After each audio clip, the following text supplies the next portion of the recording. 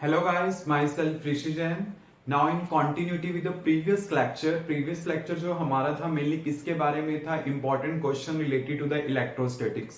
तो उसी को फॉलो करते हुए तो नेक्स्ट जो हमारे पास क्वेश्चन है वो हम अपने इस वीडियो में डिस्कस करने हैं. तो देखिए आपके पास क्या है. Next numerical problem is calculate the work done in rotating a dipole of dipole moment. Dipole moment is given to you 3 into 10 raised to power minus 8 coulomb meter from its position of stable equilibrium to the position of unstable equilibrium. आपने क्या करना है, work done calculate करना है in rotating the dipole from its position of stable equilibrium to the position of unstable equilibrium. Clear.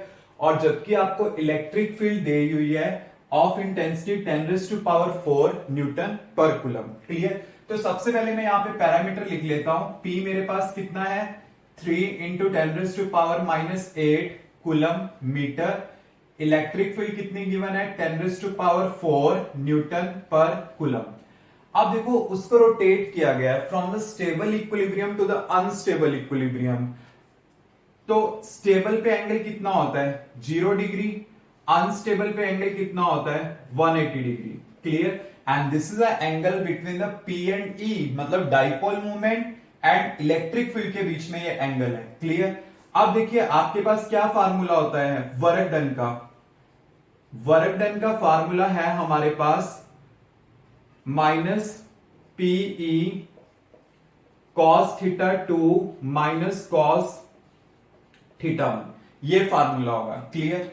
अब देखिए आपने theta 1 to theta 2 move करना है. थीटा 1 0 है और आए कहां पे हो अनस्टेबल पे, मतलब 180 पे. तो यहां पे मैं पहले पुट कर लेता हूं minus PE cos 180 degree minus cos 0 degree. Clear. तो आपके पास यहां पे क्या आ जाएगा माइनस PE, यह आएगा -1 और ये 1, तो कितना हो जाएगा 2PE. क्लियर. स्टूडेंट ये क्वेश्चन एग्जाम में सेपरेट भी आया हुआ है, इस टाइप से भी आया हुआ है आपके पास कि लाइक आपने ये बताना है कि जब एक डाइपोल की movement from the position of stable equilibrium to the unstable equilibrium होती है तो आपने टोटल एनर्जी कैलकुलेट करनी है. तो ये पोटेंशियल एनर्जी है हमारे पास और ये हमारे पास होगी 2PE. इस टाइम के लिए क्या करेगी मैक्सिमम एनर्जी को पोजेस करेगी. क्लियर. अब देखिए इसमें मैंने क्या करना है, अब वैल्यू पुट कर दूंगा 2. P का वैल्यू कितना है 3 into 10 raise to power minus 8 और E कितना है 10 रेज़ टू पावर 4. तो यहां पे कितना आ जाएगा 6 into 10 raise to power minus 4 joule. इतना वर्क डन कैलकुलेट होगा. अगर कोई एनर्जी पूछता है तो एनर्जी भी हमारे पास क्या होगी इतनी होगी. Clear students. Any doubt. Now student next question is an electric dipole of length 10 centimeter having charges, उसके पास चार्जेस है 6 into 10 raised to power minus 3 coulomb placed at 30 degree with uniform electric field. Experience the torque of the magnitude is this. Calculate the magnitude of electric field and potential energy. ये आपने calculate करना है. तो सबसे पहले ना जो मेरे पास पैरामीटर गिवन है वो मैं लिख लेता हूं कि क्या है. जो डाइपोल की लेंथ है वो आपके पास कितनी होती है 2a. वो आपके पास कितनी है 10 सेंटीमीटर.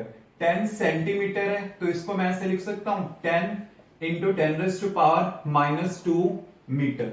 ये मेरे पास आ जाएगी. क्लियर. चार्जेस कितने हैं, charge 6 into 10 raise to power minus 3 coulomb. और आपके पास जो एंगल है वो कितना है 30 डिग्री है और आपके पास जो टॉर्क है वो कितनी है 6√3 न्यूटन मीटर. आपने क्या कैलकुलेट करना है इलेक्ट्रिक फील्ड. तो देखिए फर्स्ट पार्ट आपके पास कैसे होगा, जो टाउ होता है वो किसके इक्विवेलेंट होता है PE साइन थीटा. क्लियर. तो आपने E कैलकुलेट करना है. E क्या होगा tau divide by P sine theta. Clear. अब टाउ का वैल्यू मैं पुट कर दूंगा 6√3 और P क्या है डाइपोल मूवमेंट है. डाइपोल मूवमेंट क्या होती है Q इंटू 2a होती है. तो मैंने लिखा Q. P जो है वो क्या है Q इंटू 2a और साइन ऑफ 30 डिग्री. क्लियर. अब देखिए मेरे पास यहां पे क्या आएगा √3 डिवाइड बाय चार्ज का वैल्यू कितना है 6 इंटू 10⁻³ और 2a का वैल्यू कितना है 10 इंटू 10⁻² और साइन 30 का वैल्यू कितना होता है 1/2। स्टूडेंट इसमें मेनली मिस्टेक होने के क्या चांसेस हैं कि जो हम लेंथ लेते हैं ना डाइपोल की वो होती है 2a या 2l और आप क्या करते हो a का वैल्यू ये पुट कर देते हो, वो चीज गलत है। टोटल लेंथ है वो, टोटल लेंथ 2a आपके पास गिवन है, तो मैंने एज इट इज ये 2a का वैल्यू यहां पे पुट किया है और ये चार्जेस का वैल्यू पुट किया है।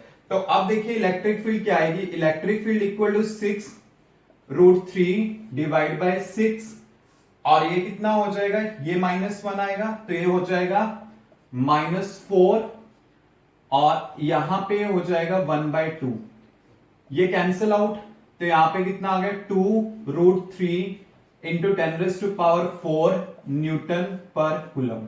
ये मेरे पास क्या आ जाएगी, इलेक्ट्रिक फील्ड आ जाएगी बाय द कैलकुलेशन। क्लियर। अब मैंने क्या करना है, जो इलेक्ट्रिक फील्ड आई है मैं इसको लिख लेता हूं कि मेरे पास कितनी आई है। Electric field by the calculation मेरे पास आई है 2√3 इंटू 10⁻⁴ न्यूटन पर कूलम। अब सेकंड पार्ट में मैंने क्या फाइंड आउट करना है, पोटेंशियल एनर्जी फाइंड आउट करनी है। अब पोटेंशियल एनर्जी देखिए कैसे फाइंड आउट करोगे सेकंड पार्ट के लिए। पोटेंशियल एनर्जी का फार्मूला होता है -PE cos θ2 माइनस cos θ1। अब स्टूडेंट ने इसमें कंफ्यूज हो जाते हैं कि एंगल तो हमें कितना दिया है, एक ही 30 डिग्री और यहां पे 2 की सब्स्टिट्यूशन करनी है। स्टूडेंट एक्चुअल में अगर मैं अकॉर्डिंग टू द डायग्राम देखूं, अगर इलेक्ट्रिक फील्ड ऐसे है तो डाइपोल को मैंने ऐसे प्लेस किया था। क्लियर। और ये इसके साथ एंगल बना रहा था थीटा। तो θ1 टू θ2 का मतलब क्या है कि कहां से स्टार्ट हुए, मतलब θ1 और कहां तक आपने जाना है वो क्या होगा, θ2 होगा। तो अगर सपोज करो मैं ऐसे स्टार्ट होता हूं, क्योंकि इसका with respect to electric field है, इलेक्ट्रिक फील्ड का डायरेक्शन ये है और डाइपोल मोमेंट का डायरेक्शन ये है। क्लियर। अब देखिए अगर मैं इसको रोटेट करता हूं, ठीक है, पहले अगर यहां से रोटेट करूंगा तभी वो एंगल उस हिसाब से बनाएगा ना। तो अगर ये इस पोजीशन में होगा तो एंगल कितना बनाएगा 90 डिग्री। फिर 90 डिग्री से आप कितने पे गए हो, 30 डिग्री पे गए हो। क्लियर। तो आपने इसको ऐसे लिखना है -PE cos 30 degree minus cos 90 और cos 90 कितना होता है 0, तो ये आ जाएगा -PE और ये cos 30 का वैल्यू कितना होता है √3/2। क्योंकि मोस्ट ऑफ द स्टूडेंट क्या करते हैं कि θ1 में कंफ्यूज हो जाते हैं और जिनको पता है वो डायरेक्ट फार्मूला लिख लेते हैं कहीं -PE cos θ का वैल्यू वो पुट कर लिया। तो आपको पता होना चाहिए कि अगर मैं 30 पे गया हूं ना तो 90 से 30 पे गया हूंगा तो मेरे पास क्या आएगा, cos 90 विल बी 0, तो आपके पास खाली ये बच जाएगा क्योंकि ये वाला पार्ट तो 0 हो गया, तो ये आ गया। अब P का वैल्यू मेरे पास कितना है, कैलकुलेट वैसे किया था हमने Q इंटू 2a और E का वैल्यू कितना है 2√3 इंटू 10⁻⁴ और ये कितना है √3/2। क्लियर। 2 से 2 ये कैंसिल आउट हो गया। अब चार्ज का वैल्यू कितना है 6 इंटू 10⁻³ और 2a का वैल्यू कितना है 10 इंटू 10⁻² इंटू √3 3 हो जाएगा और ये 10⁻⁴। तो यहां पे हमारे पास कितना आएगा, ये -6 और ये आएगा 10⁻⁴ इंटू 3 इंटू 10⁻+4। तो ये आपस में कैंसिल आउट हो जाएंगे। तो इसको सॉल्व करके क्या आएगा, u इक्वल टू 6 इंटू 3 कितना बनेगा 18 विद 90 साइन। तो इतने जूल एनर्जी हमारे पास आ जाएगी। मतलब करना क्या है, एक एंगल गिवन था और 2 हमने सब्स्टिट्यूट करना है। So you have to put 1 is 90 degree and आना कहां पे 30 पे। तो मेरे पास ये आ गया और इसका वैल्यू पुट किया P और E का। P का मतलब क्या है Q into 2a। Calculation easy है, देन यू कैन परफॉर्म और आपके पास जो आंसर आएगा वो कितना आएगा -18 joule. Clear students, any doubt? Now student next question is calculate the work done to dissociate the system of 3 charges placed on the vertices of a triangle as shown। आपको basically ये triangle दी हुई है और आपने इसको dissociate करने के लिए कितना वर्क डन करना पड़ेगा, कितनी एनर्जी की रिक्वायरमेंट होगी, वो आपको फाइंड आउट करना है। Student you know very well कि इसे डिसोसिएट करने के लिए हमें मिनिमम एनर्जी कितनी चाहिए होगी, जितनी एनर्जी के साथ ये मिलके बना होगा, और वी कैन से कि कितना वर्क डन करना पड़ेगा जिससे मिलके बना हुआ है, उतना ही we have to perform in order to dissociate it. Clear? तो देखिए आपके पास मैंने क्या फाइंड आउट करना है कि इसकी total energy basically find out करनी है कि कितनी होती है, या फिर मैं वर्क डन कह दूं वो मैंने टोटल फाइंड आउट करना है। अब स्टूडेंट जो एनर्जी का फार्मूला हमारे पास होता है वो होता है 1/4 epsilon not Q1 into Q2 divide by R। ये एनर्जी का फार्मूला होता है। अब देखिए ये सिस्टम है एक plus Q minus 4Q plus 2Q का, इसके ऊपर हमने अप्लाई करना है। तो देखिए मैं कैसे अप्लाई करता हूं टोटल एनर्जी 1/4 एप्सिलॉन नॉट, पहले मैं इस साइड के लिए ले रहा हूं, तो इसमें चार्जेस क्या है, एक Q है और एक क्या है -4Q, और दोनों के बीच में डिस्टेंस कितना है 10 सेंटीमीटर, मतलब 10⁻⁻² आ जाएगा। ऐसे ही प्लस 1/4 एप्सिलॉन नॉट, एक चार्ज क्या है -4Q, दूसरा चार्ज क्या है +2Q, एंड डिवाइड बाय क्या होगा 10 इंटू 10⁻², ये होगा प्लस, और क्या होगा 1/4 एप्सिलॉन नॉट, और यहां पे एक चार्ज आपके पास क्या है +2Q, ये मैंने लिया, और दूसरा क्या है Q, एक ये ले लिया, और दोनों के बीच में डिस्टेंस कितना है 10 सेंटीमीटर, मतलब 10 इंटू 10⁻²। अब जो फैक्टर कॉमन आता है मैं कॉमन ले लूंगा, जैसे क्यू स्क्वायर कॉमन आ रहा है सब में से, 4 एप्सिलॉन नॉट भी कॉमन आ रहा है, एंड इसको मैं 10⁻⁻1 लिख सकता हूं, तो मैंने इसको ऐसे करके कॉमन ले लिया। तो यहां पे क्या बचा -4, 4 इंटू 2 8, तो ये -8 आ जाएगा, और ये कितना बचेगा आपके पास 2।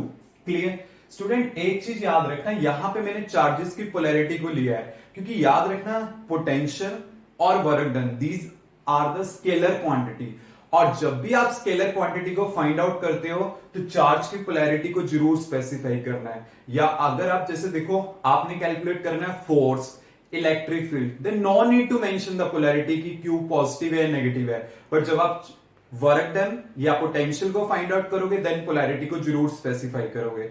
आप देख सकते हो यहां पे अगर माइनस है तो मैंने माइनस लिया, प्लस है तो प्लस लिया। Clear students? Any doubt?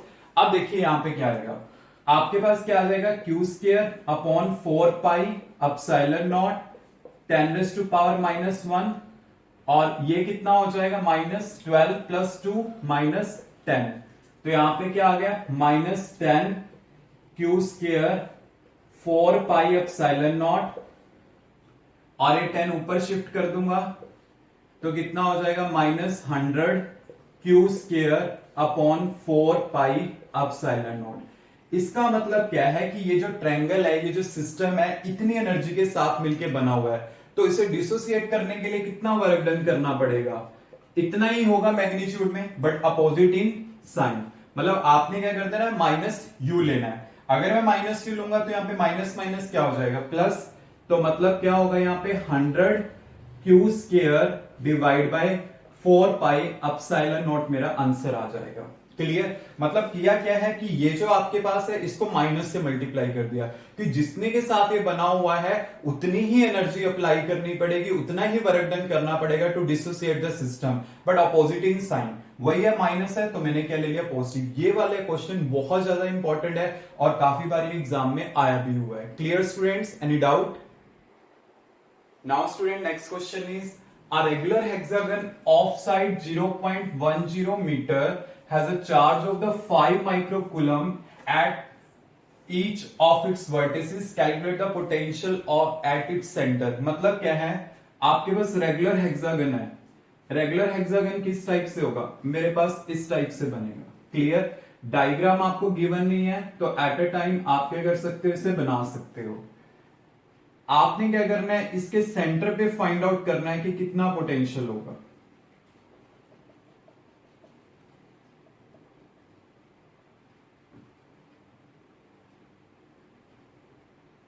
This is a basically central point और इस पे मैंने फाइंड आउट करना है कि पोटेंशियल होगा कितना। Let it be this point is O, clear. अब देखिए जो इसकी साइड है वो कितनी है, 0.10 मीटर, क्लियर। और हर एक वर्टिसिस पे चार्ज कितना प्लेस है, 5 माइक्रोकूलम हर एक वर्टिसिस पे प्लेस है। अब देखिए एक सिंपल सी बात है, अगर ये रेगुलर हेक्सागन है तो इसका मतलब क्या है कि अगर मैं सेंटर के अबाउट कंसीडर करूं, ये साइड ये साइड ये साइड क्या होंगी, इक्वल होंगी। क्यों, क्योंकि मेरे पास ये एंगल कितना बनेगा 60 डिग्री का, ये एंगल भी कितना बनेगा 60 डिग्री का, और ये भी कितना बनेगा 60 डिग्री का। तो ये सारे सेम, तो इक्विलेटरल है तो सारी साइड्स क्या होंगी, सेम होंगी। तो इसका मतलब ये वाली साइड भी मेरे पास कितनी होगी, 0.10 मीटर होगी, क्लियर। Any doubt. अब देखिए आपने क्या करना है, पोटेंशियल फाइंड आउट करना है इसके सेंटर पे, means potential at point O due to this charge, at point O due to this charge, at point O due to this charge, फिर इसके लिए फिर इसके लिए फिर इसके लिए, और सबका क्या कर दूंगा मैं, प्लस कर दूंगा। तो ये करने के बजाय, क्योंकि देखिए सारे डिस्टेंसेस सेम है, चार्जेस भी सेम है, तो एक का कैलकुलेट करूं, है टोटल कितने 6 से क्या कर दूंगा मल्टीप्लाई। तो आपके पास क्या होगा, जो पोटेंशियल होगा वो क्या होगा, 6 टाइम्स होगा, एक का आप फाइंड आउट कर लो। तो एक का क्या होगा 1/4πε0। पोटेंशियल का फार्मूला क्या होता है, Q बाय आर। तो Q, एक चार्ज कितना है 5 इंटू 10⁻⁻⁶, और डिवाइड बाय क्या होगा, डिस्टेंस, डिस्टेंस कितना है 0.10, क्लियर। 6 और इसका कितना वैल्यू है 9 इंटू 10⁻⁹, और एक है 5 इंटू 10⁻⁻⁶, एंड डिवाइड बाय 0.10। इसको हमने सॉल्व करना है बाय द कैलकुलेशन। मेरे पास क्या आ जाएगा 2.7 इंटू 10⁻⁶ वोल्ट, ये मेरे पास आंसर आ जाएगा। मतलब किया क्या है सिंपल क्वेश्चन, थोड़ा क्रिटिकल देखने में दिखाई देता है, बट वैसा नहीं है कि आपके पास क्या है कि ये सारे डिस्टेंसेस सेम है। एक का कैलकुलेट करो, पोटेंशियल का फार्मूला क्या है 1/4πε0 Q बाय आर। तो चार्ज आपको पता है, डिवाइड बाय मैंने क्या किया डिस्टेंस, तो इसको कैलकुलेट किया तो मेरे पास ये आंसर आ जाएगा। This is the value of the potential at the centre of the regular hexagon. Clear students, any doubt? Student this all questions are very very important from examination point of view, क्योंकि CBSE में सारे questions आए भी हैं, repetition भी होती है और इसी से रिलेटेड कॉन्सेप्ट पूछे जाते हैं। तो और जो इंपॉर्टेंट क्वेश्चंस होंगे वो मैं अपनी नेक्स्ट वीडियो में डिस्कस करूंगा, और अगर आपने पहले वाली वीडियोस नहीं देखे हैं प्लीज उन्हें जरूर देखें।